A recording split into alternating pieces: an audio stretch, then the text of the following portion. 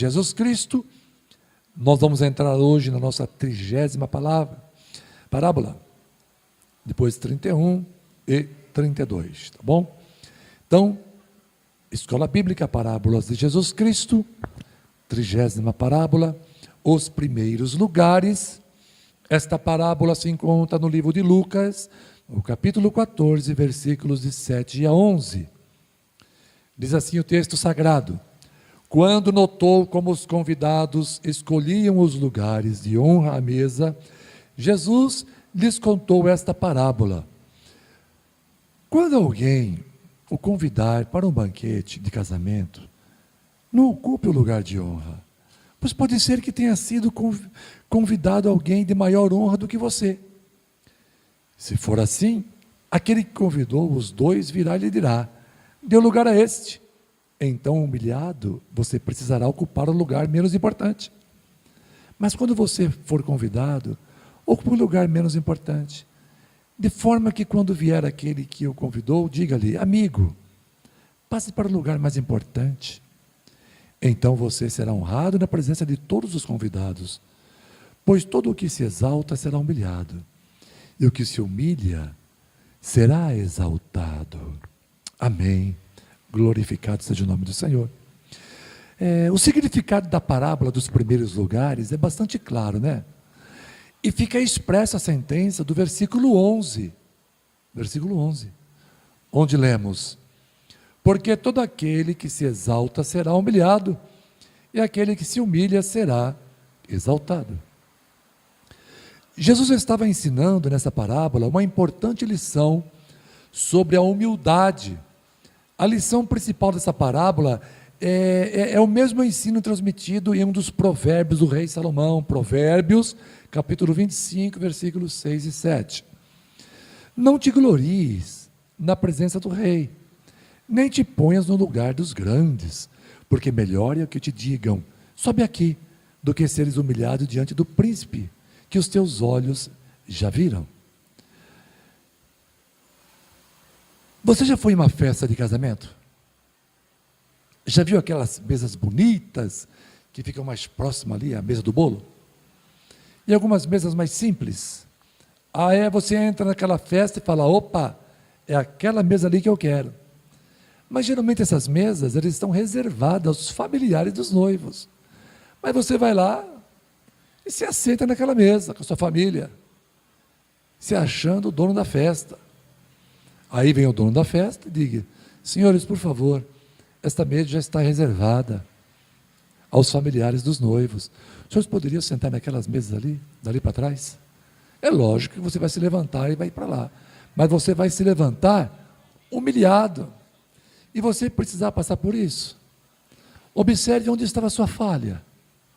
Por que escolher uma mesa mais bonita, mais bem localizada? Vaidade, orgulho, presunção.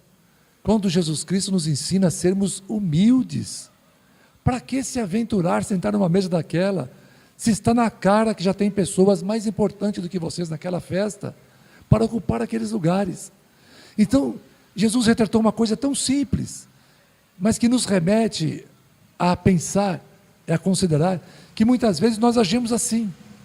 Não somos humildes, queremos sempre os melhores lugares, queremos deixar para os outros sempre os lugares inferiores.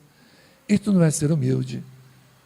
Obviamente, irmãos, que quando Jesus contou isso, os escribas e fariseus, eles conheciam muito bem essas palavras, porém certamente as ignoravam. Isso com frequência, pois o próprio Jesus, em outras ocasiões, ele alertou para o fato de que eles amavam os lugares de destaque. Jesus sempre os criticou, irmãos. Gostavam de orar em público, gritando, falando alto, para serem vistos. Não para serem ouvidos por Deus, mas para serem ouvidos pelos homens. Tá? E em outras ocasiões, Jesus alertou para o fato que eles amavam os lugares de destaque. Tá? Logo, muito apropriadamente, Jesus finalizou a parábola com as palavras do versículo 11, que nós já lemos aqui 2 vezes. Né? Um ensino tão importante que também aparece na conclusão da parábola do fariseu e do publicano, que se encontrará em Lucas capítulo 18, versículo 14. Em outras passagens bíblicas também, nós encontramos Jesus nos chamando a atenção para a importância da humildade. Esse ensino, irmãos, ele expressa uma verdade bíblica que pode ser conferida por toda a Escritura. A lição principal da parábola dos primeiros lugares, certamente, é sobre a importância da humildade e o ensino que se segue com o conselho ao anfitrião, tá? Que é uma exortação ao amor desinteressado, dispensado ao próximo. Com base nisso, podemos refletir sobre algumas lições práticas, ou seja, a humildade é indispensável aos verdadeiros seguidores de Cristo. Portanto, sejais humildes, irmãos. Não busque aplausos, não busque destaque, não busque admiração das pessoas. Seja mais simples, amável, respeitoso. É isso que agrada ao Senhor Jesus. E você não quer agradar a Jesus? Então sejam humildes, tá bom? Vamos para a segunda parábola de hoje, que é a parábola da rede. A 31ª parábola, a rede. Se encontra no livro de Mateus, capítulo 13, dos versículos 47 a 50. E o texto diz assim: o reino dos céus é ainda como uma rede que é lançada ao mar e apanha toda sorte de peixes. Quando está cheia, os pescadores a puxam para a praia. Então se assentam e juntam os peixes bons em cestos, mas jogam fora os ruins. Assim acontecerá no fim desta era. Os anjos virão, separarão os perversos dos justos e lançarão aqueles na fornalha ardente, onde haverá choro e ranger de dentes. Irmãos, a parábola da rede ensina que haverá uma seleção. Da mesma forma com que a rede é lançada e peixes variados são pescados, até que num determinado momento ocorre a seleção. Também o Evangelho da Salvação é ofertado e está constantemente pescando os homens. Mas nem todos aqueles que são pescados por esta rede, ou seja, nem todos os que aparentemente entram no reino, pertencem à igreja visível, são verdadeiramente salvos. Embora a rede esteja carregada de peixes, haverá um momento da separação, da seleção.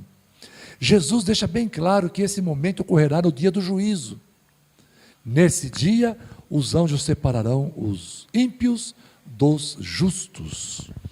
A parábola da rede, irmãos, ensina que a rede é lançada a todos. O evangelho é pregado a todos.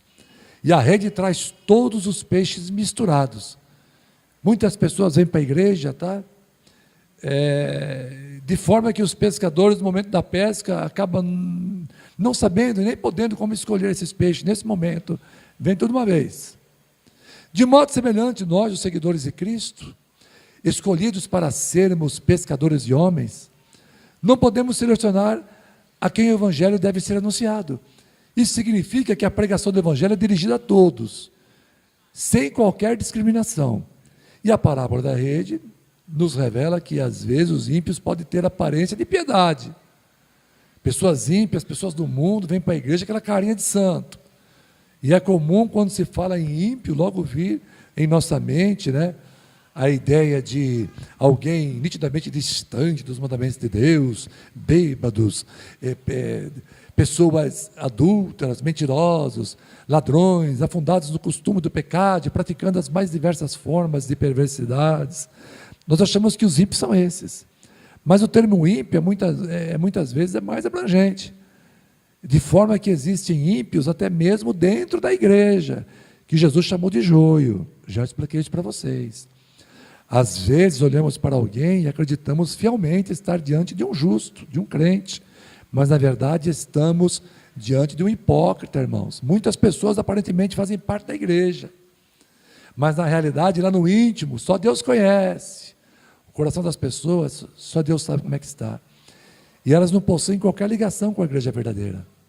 Com a boca elas confessam o Senhor Jesus Cristo, mas com o coração não estão crendo genuinamente nele. Com o coração o negam. Por isso, irmãos, sejais crentes de verdade, tá? Não vem para a igreja desanimado não, vem para a igreja forçado não, para agradar o marido ou a esposa não. Venha na igreja porque você é crente, venha adorar porque você é de Jesus, não desanima não. Às vezes a gente fica triste com a obra, né, com a condição que nós estamos vivendo na igreja, mas nós não podemos fazer as coisas de Deus de qualquer jeito não, isso é falta de fé, irmãos. Nós trabalhamos para Jesus e não para a igreja. Nós somos funcionários dos céus, estamos aqui servindo a igreja, mas somos funcionários de Deus, colaboradores do Evangelho. Nós não podemos fazer a obra de Deus fraudulosamente. Eu falo isso para vocês, mas isso vale para mim também, para a minha vida.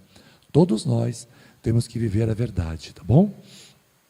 Vamos então para a 32ª parábola, parábola do rei que vai para a guerra. Não é a parábola do Kerensky não, né? Do rei ucraniano. O rei que vai para a guerra, é a que se encontra lá em Lucas capítulo 14, versículo 31 e 32.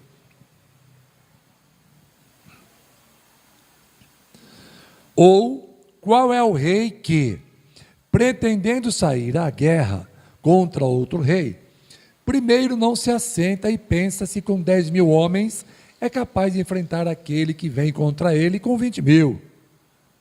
Se não for capaz, enviará uma delegação, enquanto o outro ainda está longe e pedirá um acordo de paz. Bom, nesta parábola do rei guerreiro, Jesus fala da avaliação estratégica que deve ser feita por um rei antes de entrar numa batalha, a fim de analisar se com seu exército de 10.000 soldados poderá enfrentar um exército que possui o dobro, ou seja, com 20.000 soldados. Essa avaliação precisa ser muito honesta e sincera, irmãos, para que, caso julgar não ter condições de enfrentar seu oponente, o rei possa enviar uma comissão de embaixadores para apresentar ali um acordo de paz, antes que o exército inimigo venha até ele, tá? Assim, não apenas seus recursos serão poupados, mas a vida de seus homens também. Para entendermos esse ensino, essa parábola, não podemos anular o contexto dela, ou seja, Jesus pronunciou essas palavras para uma multidão infestada de seguidores superficiais. Jesus contou essa parábola para um exército de pessoas que se diziam discípulos, mas eram seguidores superficiais. Choveu, não vai para a igreja não. Fez frio, não vai para a igreja não. O pastor pegou uma palavra mais dura, não vai quer saber de igreja não, rapaz. São seguidores superficiais. Foi para eles que Jesus Cristo contou essa parábola. No primeiro momento, essas pessoas aparentavam desfrutar de uma liberdade de ação, isto é, de buscar verdadeiramente o reino de Deus, ou não. Jesus mostra que não existe a possibilidade da neutralidade, ensinando então 3 princípios claros que nós vamos passar aqui para vocês. Primeiro, é preciso ponderar e planejar antes de tomar uma ação. Segundo, mas é necessário que a ação seja tomada. Terceiro, porém, é preciso tomar a ação de maneira correta, isto é, partir para a direção certa e estar disposto a ceder quando necessário. O que eu estou querendo dizer com isso? O que eu estou querendo dizer com isso? O seguinte, quando você ouve o Evangelho e você é desafiado a aceitar a Jesus como Senhor e Salvador, você não pode simplesmente dizer, ok, estamos aí, estamos juntos, e depois agir com superficialidade, ser um crente morno, um crente mais ou menos. Você está entrando na guerra com 10.000, enquanto do outro lado tem 20.000, a demanda é grande, igreja. Aceitar o Evangelho, a Jesus Cristo como Senhor e Salvador, demanda muita coisa, batalha, guerra. Não é guerra contra o Senhor, não, mas é guerra contra si mesmo, é guerra contra familiares, contra vizinhos, contra o esposo, contra a esposa. Alguém que vai se levantar para você desistir. Se você vai de qualquer jeito, você vai perder essa guerra. É isso que Jesus quis dizer. Não podemos ser crentes superficiais. Ele contou essa parábola, antes dessa parábola, ele contou a parábola da torre, lembram? Já expliquei aqui. Um homem que começa a construir uma torre, mas não tem recurso para ir até o final, vai passar vergonha, a torre vai ficar pela metade. É a mesma coisa. Essa parábola foi contada em seguida àquela. As duas estão falando a mesma coisa. Está sendo direcionada a pessoas que estão ali seguindo a Jesus superficialmente, de aparência, não são sinceras. A primeira coisa que vem contrariando, ele já sai fora. Deixa Jesus falando sozinho, abandona tudo. Irmãos, essas pessoas precisavam ser confrontadas, precisavam entender que não poderiam permanecer como estavam. Elas tinham que saber o que realmente significava ser um discípulo do Senhor Jesus. Nesse mesmo capítulo, Jesus repete 3 vezes a sentença: não pode ser meu discípulo. Lucas 14, 26, não pode ser meu discípulo. 27, não pode ser meu discípulo. Versículo 33, ressaltando que não era qualquer um que poderia segui-lo. E quanto a você, está disposto a ser discípulo de Jesus e preparado para ceder sempre que necessário? Está mesmo? Olha aqui na igreja, quantas pessoas vieram aqui, ficaram alguns domingos, 2, 3 domingos, desapareceram. Não aguenta. Entrou na guerra com 10 mil, numa demanda que exigia mais de 20 mil para que pudesse vencer. Começou a construir a torre e largou pela metade. Envergonhados são falsos irmãos, abandonando a igreja, abandonando o Senhor Jesus Cristo, abandonando o corpo de Cristo. É isso mesmo. A igreja é o corpo de Cristo. Você abandona o corpo de Cristo por se acovardar, não querer pagar preço, não querer pegar chuva para ir para a igreja, não querer vencer a distância para ir para a igreja, e fica arrumando pecuinha para não ir para a igreja, depois fala que é cristão, que vai para o céu. Vai coisa nenhuma. Se for, é porque Jesus é muito mais misericordioso do que eu, porque pelo que eu tenho lido aqui, irmãos, não vai. Igreja é corpo de Cristo, você precisa fazer parte do corpo.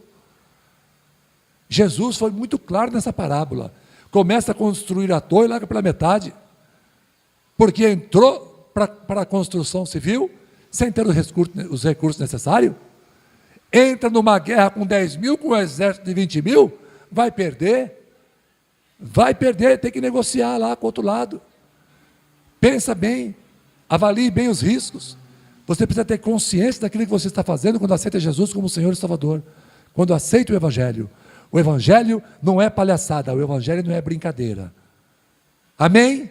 Louvado seja o nome do Senhor. Queremos agradecer a Jesus por mais esta rica oportunidade de estarmos aqui orando e estudando a palavra de Deus.